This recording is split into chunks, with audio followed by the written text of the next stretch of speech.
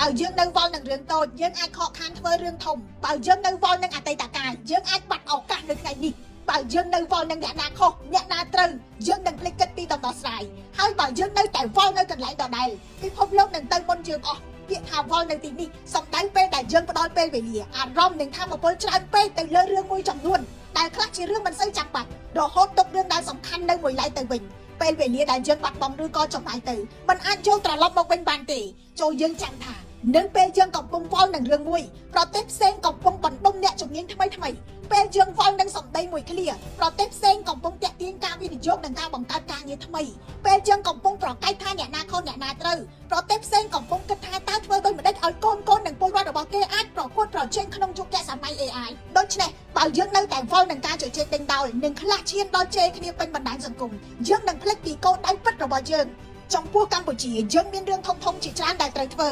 ឲ្យការអប់រំកាន់តែមានគុណភាពធ្វើឲ្យយុវជនមានជំនាញដែលទីផ្សារត្រូវការធ្វើឲ្យអាជីវកម្មខ្មែរអាចប្រកួតនិងទាក់ទាញការវិនិយោគដែលមានគុណភាពបានទន្ទឹមនឹងនេះយើងក៏ត្រូវប្រយុទ្ធប្រឆាំងអំពើពុករលួយពង្រឹងតម្លាភាពនិងគណនេយ្យភាពធ្វើឲ្យប្រព័ន្ធយុត្តិធម៌មានភាពរឹងមាំនិងស្មារតីកាន់តែខ្លាំងការពារសិទ្ធិមនុស្សនិងសេរីភាពនៃការបញ្ចេញមតិព្រមទាំងកសាងស្ថាប័នដែលប្រជាពលរដ្ឋអាចទុកចិត្តបានហើយយើងក៏ត្រូវត្រៀមខ្លួនសម្រាប់បច្ចេកវិទ្យាថ្មីដែលកំពុងផ្លាស់ប្ដូរការងារសេដ្ឋកិច្ចនិងការប្រកួតប្រជែងរបស់ពិភពលោកកិច្ចការទាំងអស់នេះហើយដែលអាចកំណត់ថា10ឆ្នាំខាងមុខកម្ពុជានឹងឈរនៅទីណាដូច្នេះដំណោះស្រាយប្រហែលជាមិនមែនជាការប្រាប់ឲ្យគ្រប់គ្នាឈប់ខ្វល់នោះទេប៉ុន្តែជាការរំលឹកខ្លួនយើងពីជំរឿសថាតើអ្វីសមនឹងពេលវេលានិងធម៌ពលរបស់យើងរឿងដែលអាចដោះស្រាយត្រូវរកដំណោះស្រាយរឿងដែលអាចកែប្រែត្រូវចាប់ដើមកែហើយសំខាន់ជាងនេះត្រូវបង្វែរធម៌ពលទៅលើអ្វីដែលអាចធ្វើឲ្យជីវិតការងារស្ថាប័ននិងប្រទេសរបស់យើងដើរទៅមុខយើងមិនចាំបាច់ដោះស្រាយគ្រប់យ៉ាងនៅក្នុងថ្ងៃតែមួយទេប៉ុន្តែរាល់ថ្ងៃគួរតែមានអ្វីមួយត្រូវបានកែលម្អ